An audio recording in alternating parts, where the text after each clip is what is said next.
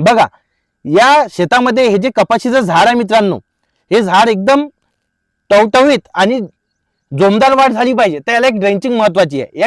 आज आपण बुलढाणा जिल्ह्यामध्ये मलकापूर आणि बोदवडच्या मधामध्ये आहो आणि हा आपला एक शेतकरी मित्राचा कपाशीचा प्लॉट आहे। बघू शकता कपाशी एकदम छान निघाली, कपाशीची कंडिशन पण चांगली आहे आणि शेतामध्ये तण खूप झालं म्हणजे गवत।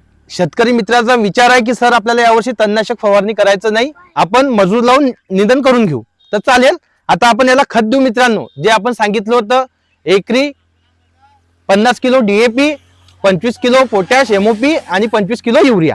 आता बघा हे जे झाड आहे या झाडामध्ये मित्रांनो चांगली ब्रांचिंग झाली पाहिजे। या ड्रेंचिंग मध्ये आपल्याला काय घ्यायचं आहे, रोको पावडर आणि हुमिक ऍसिड अशी ड्रेंचिंग करायची आहे मित्रांनो। नंतर आपल्याला 35 ते 40 दिवसाच्या दरम्यान पहिली फवारणी करायची आहे।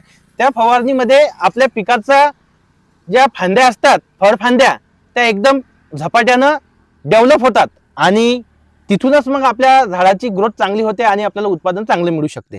आता बघा हा पूर्ण प्लॉट आहे, याच्यामध्ये आपल्याला ही टेक्निक वापरायची आहे। तर आता तुम्हाला काय करायचं आहे, रोको पावडर आणि हुमिक ऍसिड याची ड्रेंचिंग करायची आहे। आता आपल्याला एका एकरासाठी कमीत कमी 400 ग्राम रोको पावडर आणि अर्धा किलो हुमिक ऍसिड असं जर ड्रेंचिंग केली आपण तर खूप छान रिझल्ट येतो।